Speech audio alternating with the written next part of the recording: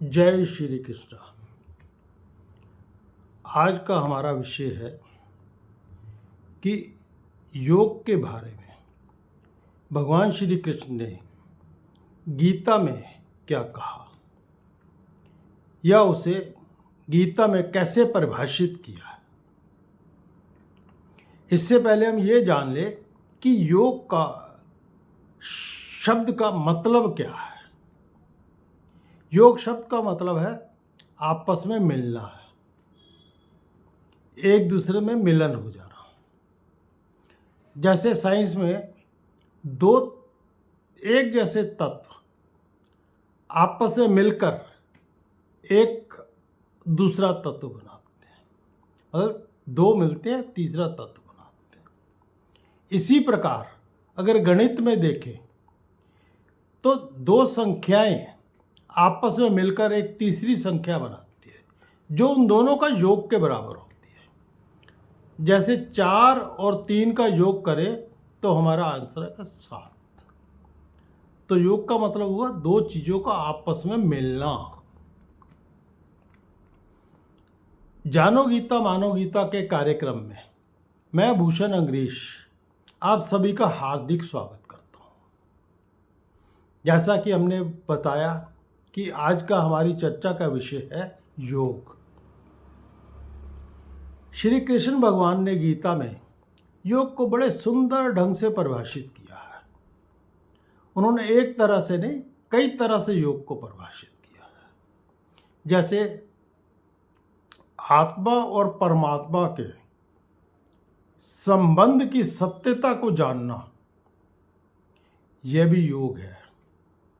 समत्व भी योग है, समाधि में ठहरना भी योग है, प्राणायाम भी योग है, भक्ति भी योग है, हठ भी योग है।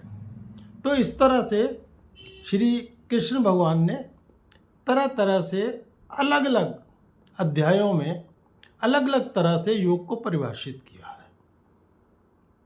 लेकिन मुख्य रूप से योग में जाने के लिए, मतलब योग में अच्छी तरह जानना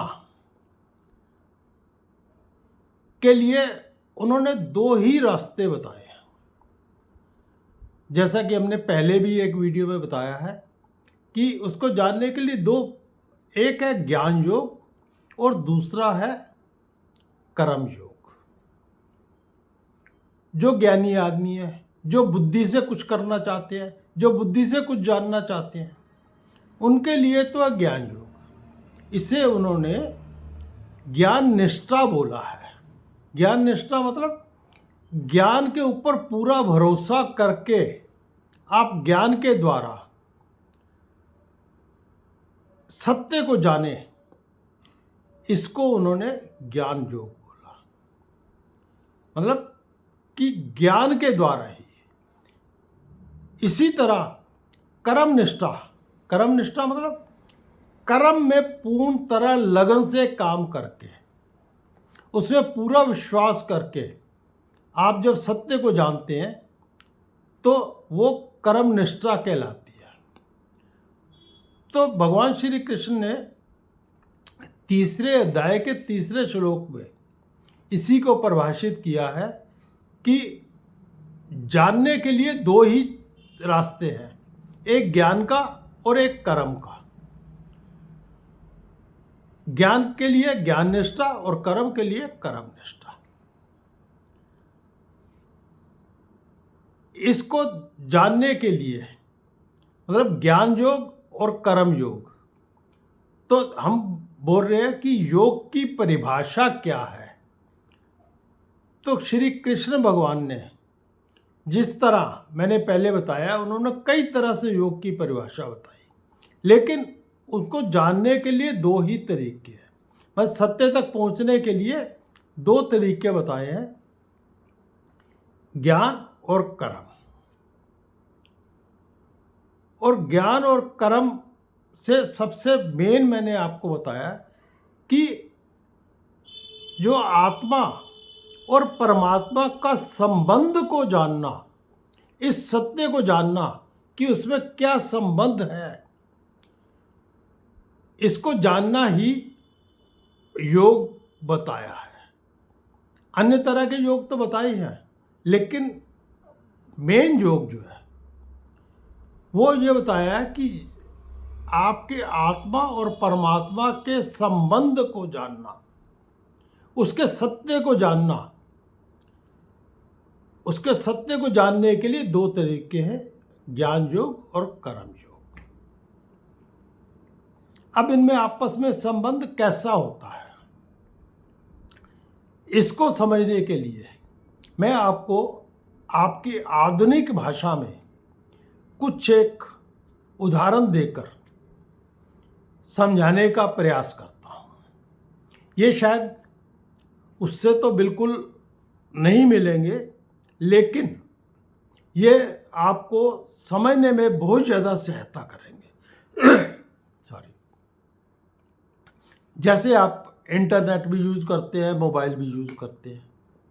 शायद ही कोई ऐसा आदमी आज की डेट में होगा जो मोबाइल नहीं यूज़ करता होगा। तो मोबाइल कब काम करते हैं? आप एक दुकानदार से मोबाइल खरीदते हैं तो वो ऐसे तो नहीं चलेगा, उसके लिए क्या करना पड़ेगा? आपको किसी कंपनी का एक सिम खरीदना पड़ेगा और वो सिम का एक नंबर देंगे। वो सिम को जब आप अपने मोबाइल में डालोगे और वो जो कंपनी का सिग्नल है उसको पकड़ना शुरू कर देगा तो आपका मोबाइल चलेगा। अगर मैं दूसरी भाषा में बताऊं तो जीव होता है हमारे अंदर। क्या है? मेन जीव है। हम क्या है? जीव है। तो जीव जो है वो आपका सिम कार्ड है जिसका एक नंबर है। इसी तरह हम जो जीव है हम भी अलग अलग हैं। हमारे साथ क्या है? पुराने जन्मों की हमारे जो मन, बुद्धि, अहंकार, चित्त, इन सब में जो कुछ भी है वो जीव के साथ ही है। तो ये जीव जो है आप सिम कार्ड को मान सकते हैं, और जो ये चीज़ें आपके साथ लगी है, मन, बुद्धि, अहंकार, चित्त में जो चीज़ें भरी हैं, वो आप ये समझ लिए कि उसका नंबर है। और ये सिम आपका कब काम करता है? जब कंपनी का नेटवर्क उस एरिया में आता हो तभी ये काम करेगा। इसका मतलब सिम जो है वो उस नेटवर्क से कुछ हिस्सा लेता है, उससे जुड़ता है। जब वो जुड़ जाता है तो आपका मोबाइल काम करना शुरू कर देता है।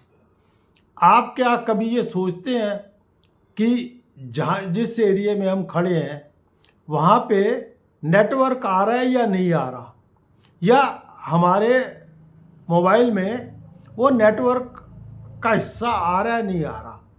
आप शायद नहीं सोचते, तब तक नहीं सोचते जब तक आपका मोबाइल ठीक तरह से काम कर रहा है।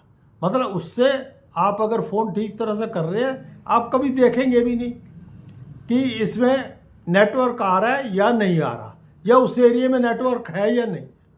आप तब सोचते हैं जब आपके मोबाइल में आप फ़ोन नहीं कर पाते, मतलब आपका मोबाइल काम नहीं करता, तो आप देखते हो कि मेरे मोबाइल में नेटवर्क आ रहा है या नहीं आ रहा, या इस एरिया में नेटवर्क है या नहीं है। तब आप सोचते हो।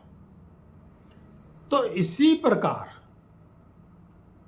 जब जीव के साथ आत्मा का संबंध हो जाता है, और वो आत्मा क्या है? परमात्मा का अंश है जो पूरे ब्रह्मांड में फैली हुई है। ये आत्मा का और परमात्मा का संबंध या यूँ सोच ले, ये परमात्मा की जो शक्ति है, जो आपके अंदर आत्मा के रूप में काम कर रही है, जो उसी का अंश है, ये पूरे ब्रह्मांड में एक जैसी ही फैली हुई है, मतलब सार्वभौमिक है और हर काल में है। मतलब कोई भी समय ऐसा नहीं है जब ये शक्ति ना हो ब्रह्मांड में। तो इसका मतलब क्या होगा? सार्वभौमिक भी है, सार्वकालिक भी है और सार्वभौमिक भी है। हर जगह पे हर समय फैली हुई है। और हम क्या है, किस तरह काम करते हैं? जब ये शक्ति आत्मा के रूप में हमारे अंदर होती है, मतलब हम क्या है, जब वो शक्ति है, मतलब आत्मा हमारे अंदर है, तो हम काम कर पाते हैं। या यूँ कह लीजिए कि हम आत्मा ही हैं। अगर आत्मा नहीं तो मैं नहीं। तो मैं क्या हूँ? एक आत्मा हूँ। और वो आत्मा किस तरह है? कौन है? ये जो ब्रह्मांड में शक्ति फैली है, जो भगवान परमात्मा जो है पूरे ब्रह्मांड में जो है उसका अंश हूँ। जैसे कंपनी के सिग्नल का अंश जो है वो आपके मोबाइल में होता है और तभी आपका मोबाइल काम करता है।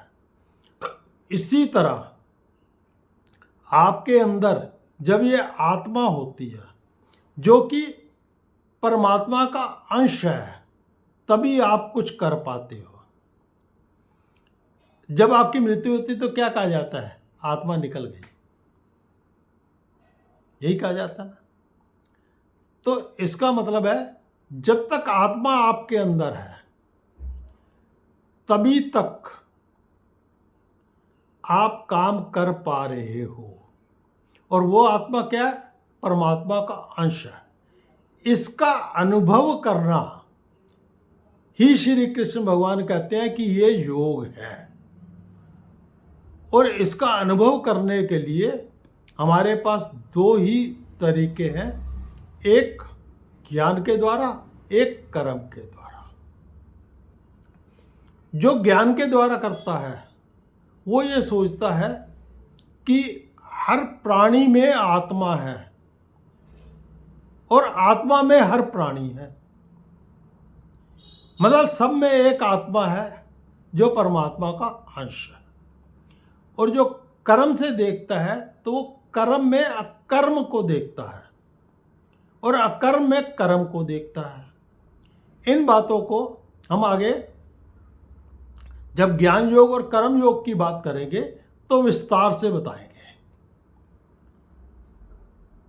यदि आपको ये हमारा वीडियो अच्छा लगा हो तो इसे लाइक ज़रूर करें और हमारे साथ जुड़ने के लिए आप इसे सब्सक्राइब ज़रूर करें, क्योंकि हम चाहते हैं कि गीता को बिल्कुल सरल शब्दों में बताया जाए ताकि हर व्यक्ति गीता को समझ सके, गीता को जान सके और उसके बाद वो गीता को अपने जीवन में अपनाए। मतलब पहले गीता को जाने और फिर उसे माने, क्योंकि जानने के बाद जो मानना होता है तो आसान हो जाता है। जिस चीज़ को आप ठीक तरह जानते ही नहीं उसे मान भी नहीं सकते ठीक तरह से। इस तरह हमारा यही उद्देश्य है कि घर घर में गीता को लोग जाने और फिर उसे माने, अपने जीवन में व्यवहारिक तौर पर अपनाएं। उसके बाद आप देखेंगे कि गीता का क्या कमाल होता है। आपसे अनुरोध है कि आप अधिक से अधिक संख्या में हमारे साथ जुड़े और गीता के प्रचार में हमारी सहायता करें। अगले वीडियो तक मैं आपको नमस्कार करता हूँ। जय श्री कृष्ण, जय श्री।